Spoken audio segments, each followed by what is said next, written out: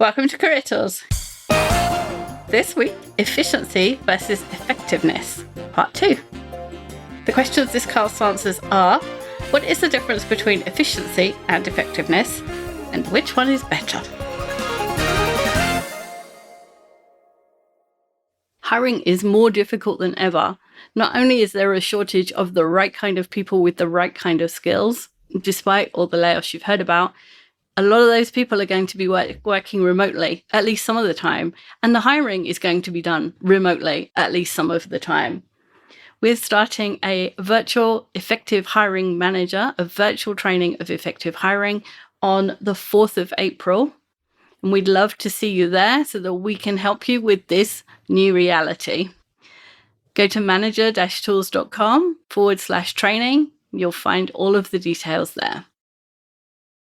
The next part of this cast, we're going to talk about optimizing for effectiveness. The list of examples at the beginning of this guidance all can be categorized as less efficient. That's why we added them onto the list. However, we recommend them because they're more effective than the more efficient alternatives. The few following topics that we cover, we're going to kind of expand on some of them, should give you a good understanding of why we make the recommendations that we do. So the first example that we talked about was making a phone call instead of sending an email. Sending an email takes a few minutes of your time, right? You probably even have some shortcuts or some automatic rules set up that make sending emails more efficient, right? Maybe you have keyboard shortcuts that prompt, text expanders or snippets or things like that, right? And that can make sending that email much more efficient. 90% of the time, sending an email is both the most efficient and the most effective form of communication. But there are instances where it isn't. For example, if it's urgent, you wouldn't send an email. And I love the example that Wendy has in the show notes. You wouldn't send an email to 911, would you? Right? You pick up the phone, you call. Yeah. It doesn't make any sense. I don't even know if 911 has an email address, but it makes no sense to send them an email, that's for sure. No, it doesn't. I think I heard a story about some local 911 or emergency operators doing or experimenting with chat functions and stuff like that. Yeah. And I thought, oh boy, I don't know if I like where that's headed. I don't know. It worries me. If you're somewhere in danger and you can't talk, being able to email or chat that's a great point. Makes a lot of sense. That's a great point. It does. Yeah, because then you don't have to do the call and order a pizza thing and try to decipher the code. Yeah, that's a great point. But if you have a plumbing emergency in your house, it's not quite the same thing, but you wouldn't email a plumber. You would go Google and start phoning people because you want an instant answer. Urgency means phone calls. Right. Exactly.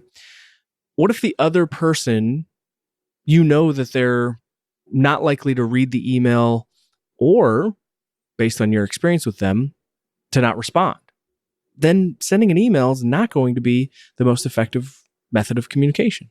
Yeah, there's no point in beating a dead horse, as they say. If you know that somebody doesn't answer their emails, but they do answer text, send them a text. Or if they answer their phone and they talk, then phone them. Right. Or if what you're sending an email about is too complex or complicated or just something that would be better served talking on the phone. Right? Something that would need a lot of back and forth sometimes, especially if you're trying to explain it. Sometimes if you're trying to explain something, you think, oh, it would be better if I could just go through it step by step and I could write the right words down. But what happens is people have questions about things that you haven't included. And so if you're on the phone and they say, oh, but what about this? You think, oh, I never would have included that because I don't understand why that's a question, but okay. And then you answer it. It's much faster. Yeah, that's a great point. And the other thing is, if you've already sent an email and a follow-up, sending another email is not going to achieve what you're looking for. We have podcasts on that. Don't send another email. Potentially a phone call takes more time than writing an email. Like, we'll admit to that. And it's fraught with risk. Like, you don't have the perfect wording or you don't have a record afterwards. But the goal is not to send an email. That's not the object of this exercise. It's not the outcome that you want is not having sent an email. It's not I've broadcast the message. It's having the message heard and acted upon. Okay? If sending 10 emails would have the same effect as one phone call, then one phone call is more efficient than the first 9 emails. It's quicker overall, but it's less efficient in the moment, but it's more effective overall. Yeah, absolutely. And I think everybody, it seems like we're telling, the English phrase is telling your grandmother to suck eggs, which means telling people to do something that's so obvious that you wouldn't need to tell them how to do it. Not that I've ever sucked an egg. But I think we can easily convince ourselves, I'll just send another email because it's efficient or it won't take a couple of minutes, and not think, okay, what am I actually trying to achieve here, and taking the bigger picture. And sometimes it's convenient for me right now. It's convenient for me to send an email, right? Or I don't want to talk about this subject. And so I'm going to send an email and avoid having a conversation. Yeah, absolutely. We're all human. Totally. Some of us. So another example would be, I mentioned handwriting notes in meetings, even though we know you can type more quickly than you can write. And, some of you can't read your own handwriting, but I mean, most of us can type more quickly than we can write. I think, most of us are at that point now. And many people say that their handwriting looks like chicken scratch. That's what I hear all the time, chicken scratch. So why would I take the slower or less efficient route? Well, there's a few reasons. Number one is typing leads to less effective recall. And you may say, well, but that's not that important. Well, let's think of what the purpose of taking notes is, right? This is where we need to broaden our lens a little bit and think, why are we taking notes? Is it so that we can have a, complete, full record transcript of what happened? No, not necessarily, right? Ideally, taking notes is helping us cement this information into our brain, because when we find ourselves, 2 weeks from now, having to make decisions based on the information that we gathered in this meeting, we may not have the ability or the time or the capacity to refer back to our notes. And ideally, as much as we can, that information was absorbed so that we can action it. And sometimes even it's just like a tickle of like, there was something about that thing was on the right-hand page near the top. Yeah, exactly. And that's how our brain stores information. Our brain stores information in terms of pictures, not in terms of words, right? So when we are handwriting notes, exactly to Wendy's point, sometimes it could be, oh yeah, I remember writing something about that. It was and the more you can kind of piece the images together in your brain, then you can get to the information without having to actually refer back to your notes. You go, oh yeah, it was in the top right-hand corner. I remember because I was writing this along the left and that stood out so much. I put it over on the right in the corner. I wanted to remember it. And now I remember it was this, right? So the other thing that your brain kind of compartmentalizes as you're taking notes is emotions, right? Our brains are really good at remembering how we felt in a certain moment or the emotion that was linked to a certain experience. And no one gets emotional or ties emotions to words typed on pages. Like it just doesn't happen, No. right? So that the linkage in our brain to handwritten notes is much more likely to happen when we write it down and we have that, more kinetic experience. Another one, typing is a barrier in communication to the other people in the room. If you're using a laptop, there's obvious the screen is between you and them. And yes, you're tall enough to see over the top of it, but you're looking down. Even if you can touch type, and actually people who can touch type and look at you while they're typing, that freaks people out, because I can do that and I can look out the window and type at the same time, and it freaks people out. So actually looking at them while they're talking and typing, people don't like that. I actually had an experience with this, small, silly experience way back when I was in college, so years ago. There was a student in the class. He would sit near the front, and he didn't bring a laptop, but what he had was a Bluetooth keyboard connected to his phone. And so he would pull out, it was a foldable keyboard. He would sit in the front row, he would pull out a keyboard and set it on the desk and type as the instructor is talking. But there's no other device. There's just a keyboard. The instructor, after the first, I think he let him do it for like 2 sessions, 2 lectures.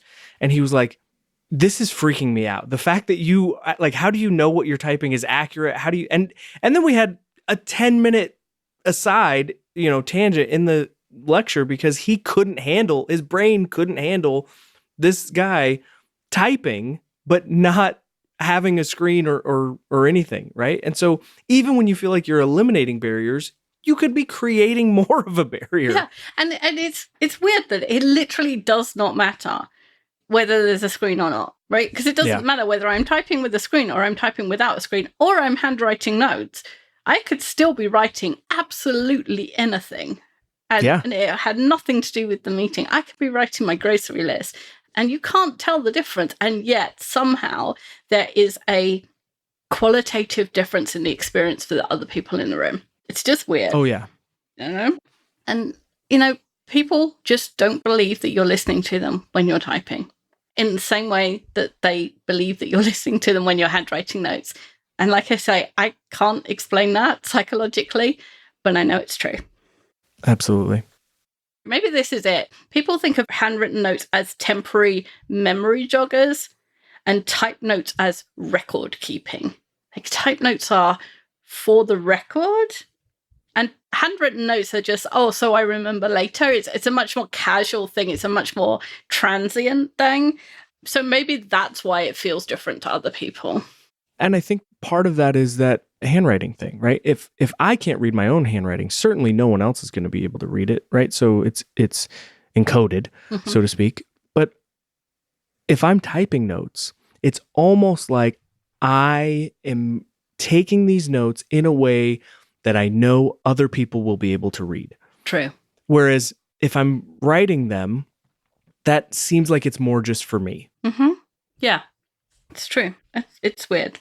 So typing may be efficient, but it's not effective. Exactly. We are coming to Austin, April 18th and 19th to deliver our Effective Manager Conference and our Effective Communicator Conference. We love coming to Austin, where all the hip people live. And if you are a member of the Project Management Institute and you need your continuing education credits, we have just become an approved training provider, which means that your professional development units are now pre-approved. All you have to do is submit them once you've been to the training, and you will get those hours. So come see us in Austin, April 18th and 19th. Just come to our website and look for training. Our next example is giving all of your direct reports 30 minutes each week to talk about anything they want, even when you've got better things to do. This is my favorite. Yeah. So we recommend at Manager Tools, one-on-ones be 30 minutes, occur every week, and be scheduled on your calendar and on their calendar. And the direct goes first. And this is an important part. They get to talk about anything they want to talk about, even if that's puppies and rainbows. And we recommend every manager have one-on-ones. In companies where staff work billable time, That is, every minute that they work for a client is billed to that client. There's a direct link between the work the staff do and the bottom line of the company. Even in those companies, we recommend that managers sacrifice 30 minutes of their time and billings to a meeting with their direct. And often, it's really hard to convince managers to do that. Utilization. Billings. Oh, yeah. What do you want me to do? Make money or talk to my directs? Both. And the answer is yes. Right. So it's the direct's chance to talk about issues that are preventing them working most efficiently, right? It's the manager's chance to steer their direct to maximum efficiency over the coming week. It's the equivalent of servicing your vehicle, getting that oil change, getting the fluids topped off, right? Doing all the stuff, because everything runs better after you've had a one-on-one. And this is where I think a lot of managers that not struggle, but maybe push back on this concept. It's the same thing that we've been talking about. It's a question of effectiveness versus efficiency. And they often, I think, conflate one-on-ones with other meetings that they've seen or they've had in the past with either their boss or their directs. And they think these meetings are meetings that are designed to be an update, be a status, right? And those types of things. But what I try to get people to understand when I'm teaching people about one-on-ones is the desired outcome of a one-on-one is not efficiency, is not about getting the most done. It's about getting results, of course. Results come first and foremost, but also retaining people. And it's hard to retain people if you don't know them. And you don't know them if all you ever talk about is what you want to talk about. Yes. The work, the stuff that you want to get done, the way you want to drive results and get things done. You've got to also open up and let them talk. And we say 30 minutes, but really the agenda is 10, 10, 10. So what you're really sacrificing is 10 minutes per direct per week for their issues and their stuff that they want to talk about. And that's not a lot. And if you're thinking, well, there's just so much stuff that I want to cover. You're the boss. You can cover the stuff you want to talk about anytime you want, right? That's one of the privileges of, Yes. Getting promoted. But they don't have that same ability. And directs who get a few minutes every week to express, what's going on in either their work or their life, there's no right answer there. It's whatever they want to talk about. They report better relationships with their managers. And better relationships with their managers means that they leave less. And that's that long-term thing again of, you put in that investment and then that person stays and you don't have to have the hit to efficiency of that person leaving and hiring someone new and teaching them how to do it and having that long time of when they're not at the standard that you want them to and all that stuff. So big picture, And some people say, oh, well, I'll do it with the people that are struggling, but I don't want to do it with the people that are great because they don't need managing. To which I would say, this is the equivalent of stopping for gas. You have to stop sometime for gas if you're doing a really long car trip. You can't just keep driving because eventually you run out of gas. And you have to stop for gas whether you're driving a Ford or a Ferrari. Mm-hmm. Doesn't matter. So you have to gas up a car. No, or stop for electric, I guess, now. Yeah, that's the new thing now. And power up. And it doesn't matter what kind. So all directs, all the time. Yep, all directs, all the time. So giving your direct 30 minutes of your time is similar to what we've talked about in terms of doing things that take you longer to make other people's jobs easier. When considered independently, it makes no sense to make yourself less efficient. And many people stop there. When we consider the whole, though, right, when we consider what we're trying to achieve, that's where something like a one-on-one helps you both reach the goal and use the minimum total amount of resources to get there. So reaching the goal using the bare minimum, absolute, least amount of resources is not effective if it means that those resources have to come elsewhere, either from other people or from other places down the chain in terms of the work. And if I really have time, or if I'm dealing with someone one-on-one and we're talking about whether or not they can do one-on-ones and do them weekly and do them for 30 minutes and all of that stuff, I'll ask, well, when was the last time you had an opening on the team? And they say, when? And then I start to unpack how much of your time was spent on finding a replacement, the recruiting, the interviewing, the training, the onboarding, the talking to other people on the team because they feel overloaded or overwhelmed because they're picking up the slack of the one person that's missing. All of that time, you cannot cast that aside. Mm-hmm. That's time that's spent. And when we total that up, we get to a lot of time. We get to sometimes 70, 80 hours spent on replacing someone, getting someone up to speed. And guess what? That person is less productive, less efficient than the person who was there before. And so that time, when you unpack it, I go, well, that was, if we divide by 30 minutes, right? Maybe that's 6-7 months of one-on-ones. Would you have rather just done 30 minutes a week and saved yourself? Because guess what? With a 30-minute one-on-one, if something comes up, you can move it around in the week, mm-hmm. right? Our data shows that there's no impact to results and retention or trust scores when we move the meeting within the week. But when someone leaves, you don't have the luxury of being able to move those things around. And I mean, you've got urgency now. You've got to do some of those activities. Someone else is dictating the timetable. Exactly. Yeah. This reminded me, just as you were talking, another analogy that maybe this will be helpful, maybe not.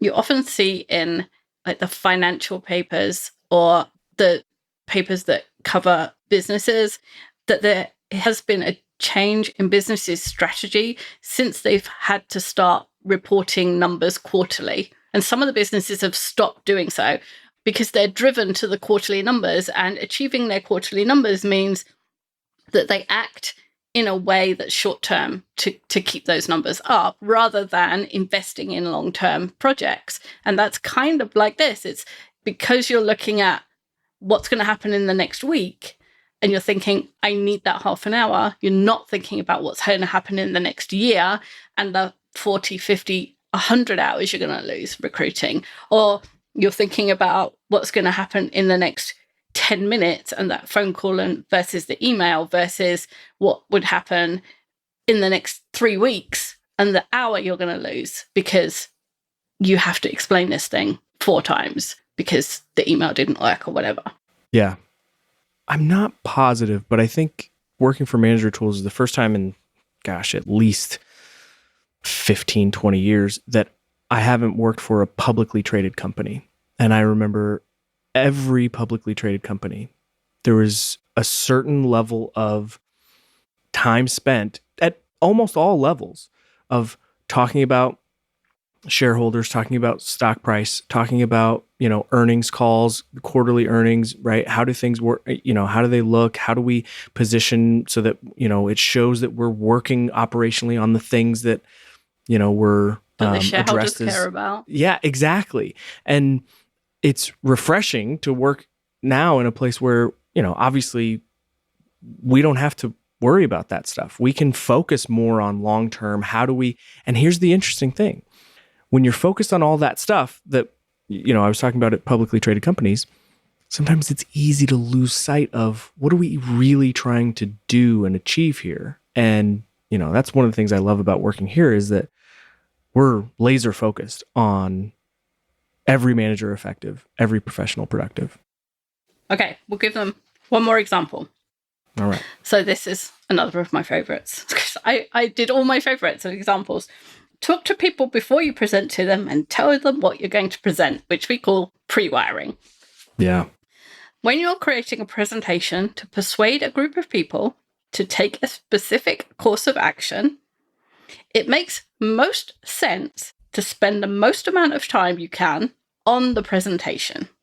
If you take a simple inputs-outputs view, the presentation you make is the input and the output is the decision, right? It's you going into the room, it's the PowerPoint that you put up, it's the words you say that makes the decision happen, and either happens the way you want it to or it doesn't. And the better the presentation, the more likely it is that you get the outcome you want. So everybody who's avoiding doing this, including me sometimes, uses this logic to tinker with their PowerPoints and just like center that word and change the font and so on. And we just tweak the text and we go and choose just the right image until it's absolutely perfect. And that's the wrong way to do it. Yeah, we recommend that you take a pre-perfect PowerPoint and show it to decision makers ahead of time. Ask them for their input.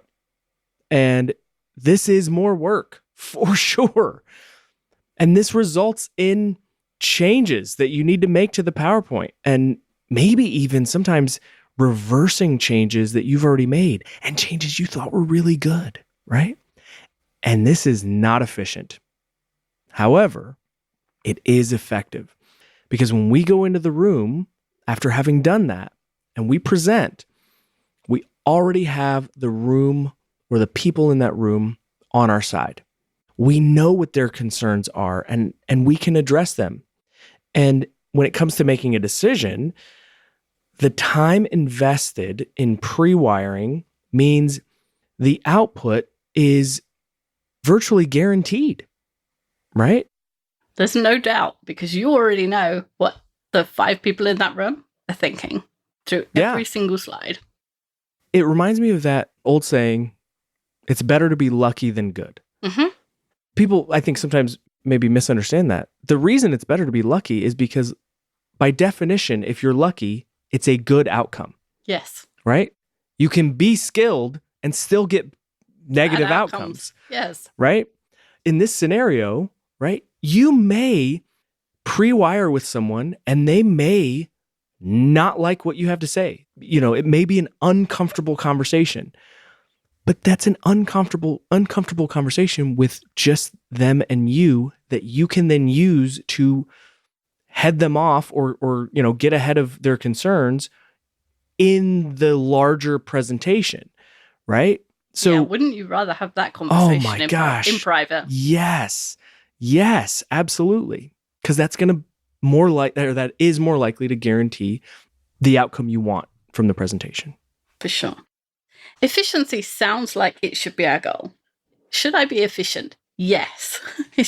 And for machines, it often is the outcome that we want. But for people, it's better to be less efficient and more effective. Even if you strive to be the unemotional, rational, data-driven kind of person, the people around you are not. You can base your work on those principles, but you'll find in short order that other people mess with your efficiency calculations. It's not fair, but they do. So instead, widen your view, think about the bigger picture, and think about what you can do now to make the longer term, whether that longer term is the next week or the next hour or the next year, more effective. More efficient over the long term is more effective, and that's more successful over the long term. And that's what you're striving for, right? Yeah, I think there's a chance that some people listen to this whole podcast and say, Andrew and Wendy, what if the desired outcome is to be efficient? To which I would say, well, then just ask one more question. Why do we want to be efficient in this or in that or whatever we're talking about? And that will give you the answer of really what you want to achieve or accomplish. Keep asking why.